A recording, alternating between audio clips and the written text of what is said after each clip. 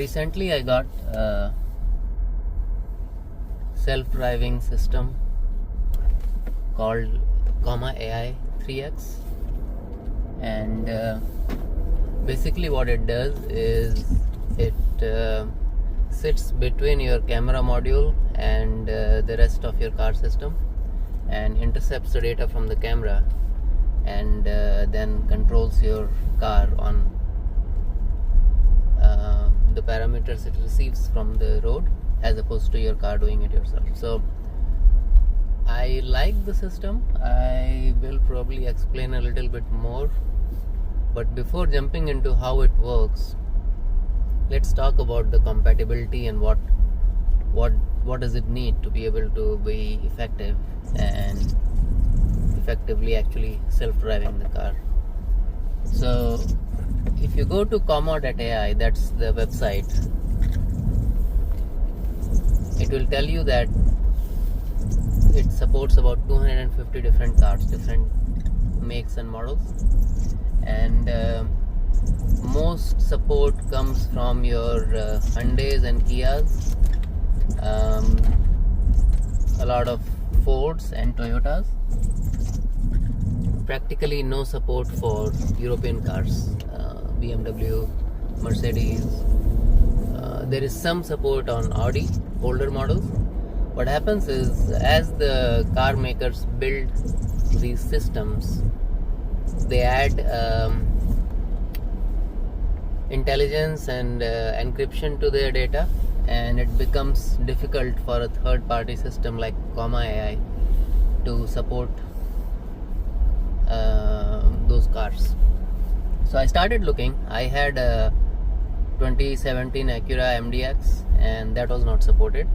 In fact, most of the Honda cars are supported, but the problem with Honda is it underpowers its steering assistance. And why it does that is, I think Honda in spirit considers lane keeping assistance as an assistance system, not a self-driving system. So it only gives limited amount of torque that's available to AI, and if it's a sharper turn, the system basically fails to take that turn, and then it starts beeping saying you need to take over. So Honda is largely supported, but in a limited capacity. Like I said, Hyundai is very well supported. Now, at the least, any of the cars that are in the market need an adaptive cruise control system, meaning they have either the radar or a camera based system that controls the gas and brake and clutch, because it's an automatic, and it needs a lane keeping assistance system where it can control your steering. So as long as a car has those two things, theoretically it should be possible. Older cars which did not have lane keeping system or adaptive cruise control system will definitely not work. The problem with newer cars, as I was explaining, is they add encryption or a different protocol that may not be supported by comma. It takes a while for the developers to break the system, hack the system, and support any car once it comes into the market. So if you go to comma.ai website and look at compatibility, you can find pretty much every car that's supported, but with a lot of cars there are some disclaimers, as in for Ram vehicles, or I think for Chevy, it only supports self-driving beyond a certain speed limit. So as long as you're driving above, say, 25 or 39, something like that, miles per hour, it will be supported, but under that it stops supporting. It also can take over your adaptive cruise control system, or you can choose to use your own vehicle's cruise system, which gives you the benefit of having the other safety mechanisms available, like automatic and emergency braking, collision mitigation system. If you disable your car's adaptive cruise control, the radar is disabled, and then it cannot make those safety related actions. So I sold my my MDX. It was about getting old. It was 8 years old, and it was showing its age. It was time to replace it. So I started looking, and initially I was looking at Hyundai. I was looking for a small truck, but the problem with small trucks is their interior cabin space is not very comfortable for rear seats. So I looked at Hyundai Santa Cruz, almost bought it, but then I decided to not do that and instead look for something else. And once I opened my mind to SUVs, then the choice was fairly vast. I was looking at Toyotas, Ford, Hyundai, obviously Hyundai, Kia. Volkswagen is a good candidate for that, Atlas. Then I ended up getting a Ford Explorer. So the car that I'm driving right now, it's a Ford Explorer. Ford Explorer 2024 is not supported yet. AI team is still working on it, and like I said, it always takes some time for them to figure out how a new car works. So maybe in future it will be supported. I ended up getting a 2022 model. One, it's fully supported as long as you have the right package on it. Ford Copilot 360 Assist Plus. So it is fully supported, and also with a 2-year-old model, I was able to get it for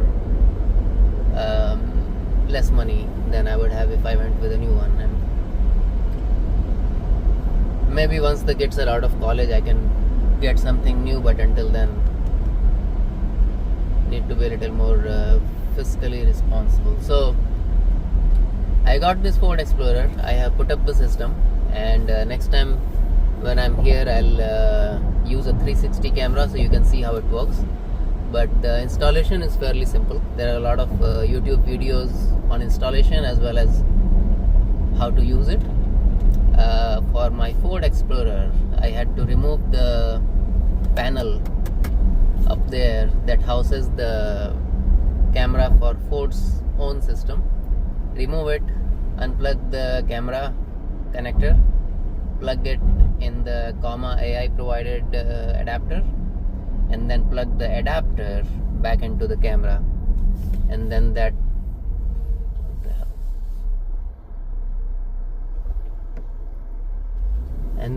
adapter gives you 2 ports. One goes into your car's OBD port,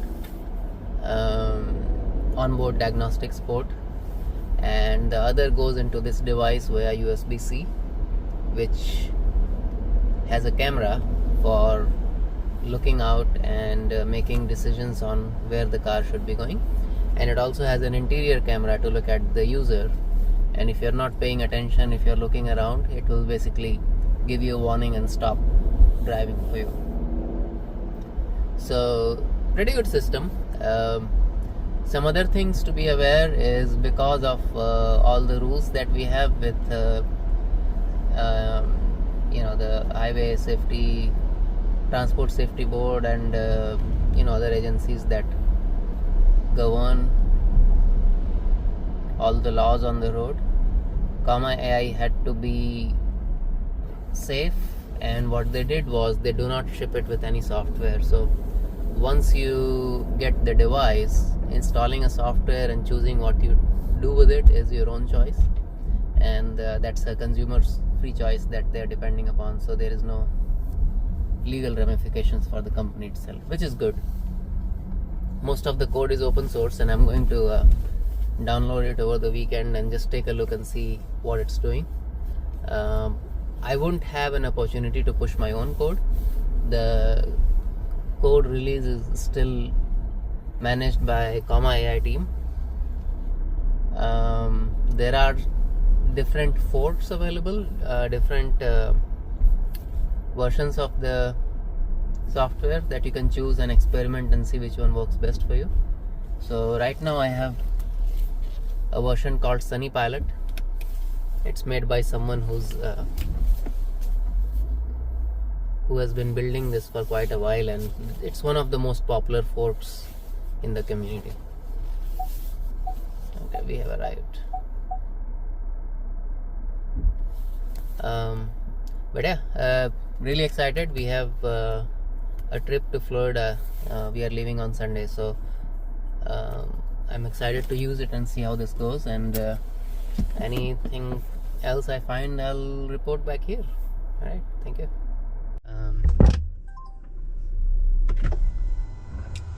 So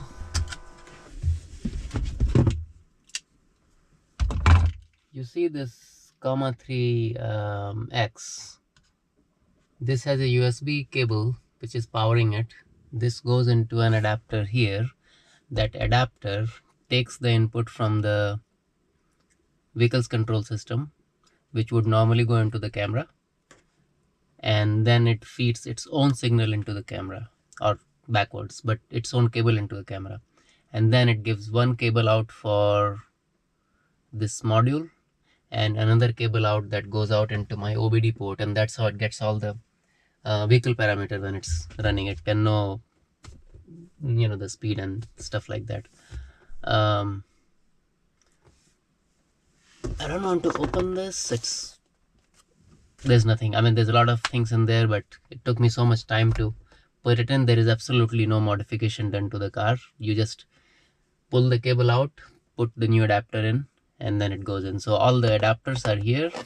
The brain of the operations is here, and it's also connecting to your OBD port to pull vehicle information. That's pretty much it. Let me put the car inside because it's getting really hot in here. I like this surround.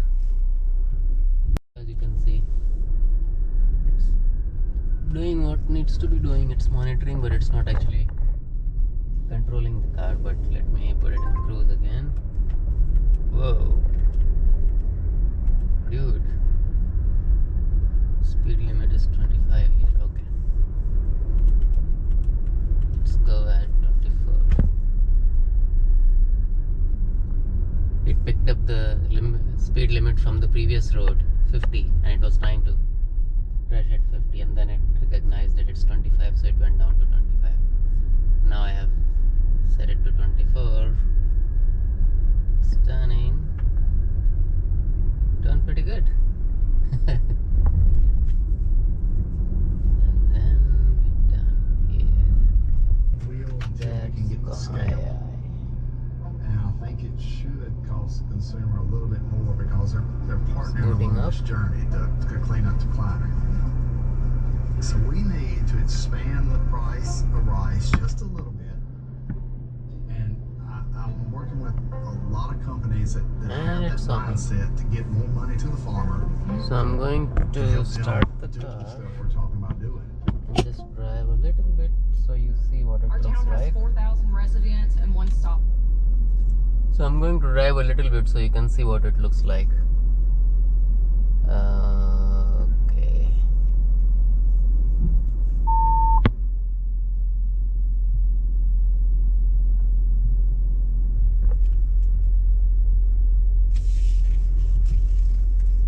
Where's the garage? Alright, so you can see how it's showing what it can see.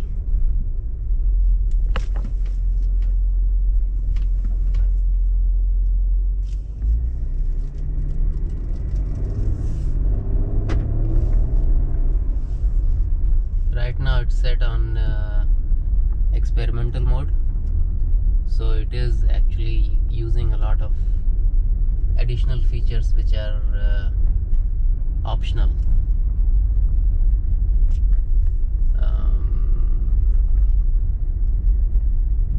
Let's go on the highway, or actually I don't have to go on the highway, I can